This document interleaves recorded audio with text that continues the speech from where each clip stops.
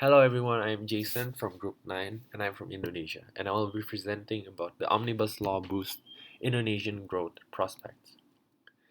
First, we're going to start off with the terminologies that I found in this report. First one is free trade area, which is a region in which a group of countries has signed a free trade agreement and maintain little or no barriers to trade in the form of tariffs or quotas. Second is debt to GDP ratio, which also helps indicates the country's ability to pay back its debt by comparing what a country owes with what it produces. Third is the Omnibus Law on Job Creation, which is a comprehensive bill that would regulate many provisions in various industry sectors into one law. It seeks to strengthen the economy by increasing international competitiveness. Fourth, we're going to talk about the GDP, which is the total market value of all the finished goods and services produced within a country in a specific time frame. And last, we're going to talk about the bond market, which is the market for trading and the issuance of debt securities. Governments usually issue bonds in order to raise capital to pay down debts or fund infrastructural improvements. So, what happened in Indonesia and why did it happen? So, on October 5th, President Joko Widodo announced the legalization of the Omnibus Law on Job Creation, which many people believe to be a step forward towards financial market flexibility and may potentially be a huge breakthrough for the Indonesian economy, which would over time boost the country's international competitiveness. So, why did the president issue this new law?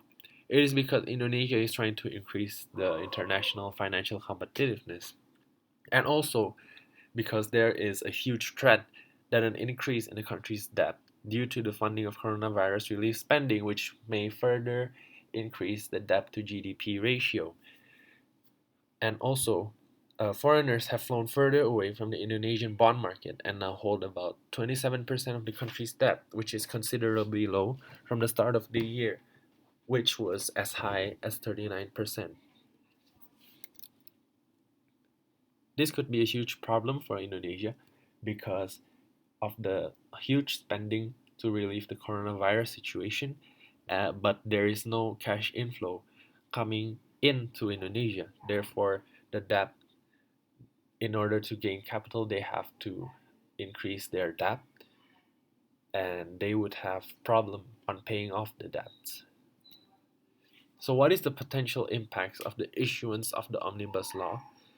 If the bill should deliver, this may attract tons of foreign investors due to the lower labor costs in Indonesia, the easing of the restrictions on foreign investments, and more intriguing free trade zones and new labor laws, which and inside the law there are many more other rules that are also relieved, which is the bill will provide for income tax free dividend payments as long as the full amount is invested in Indonesia.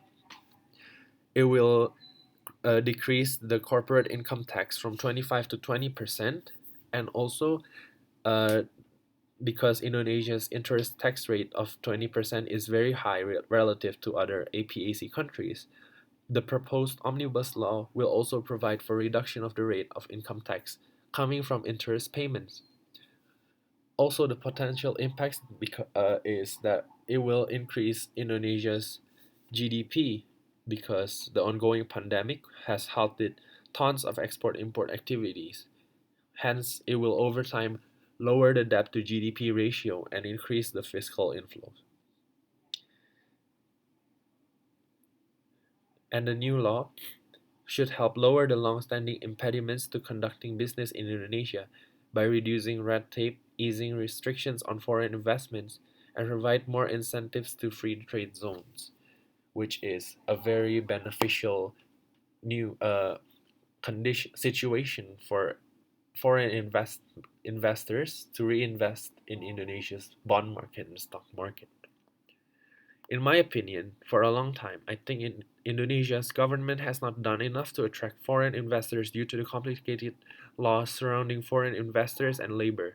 However, with this new law, investors foreigners may once again have their mutual benefit when investing in the Indonesia's bond market, which will increase the fiscal inflow of the country and further reduce the country's debt. I would also like to see how the future turns out for Indonesia because this indicates a huge turnaround which may also possibly get Indonesia's financial market to new heights.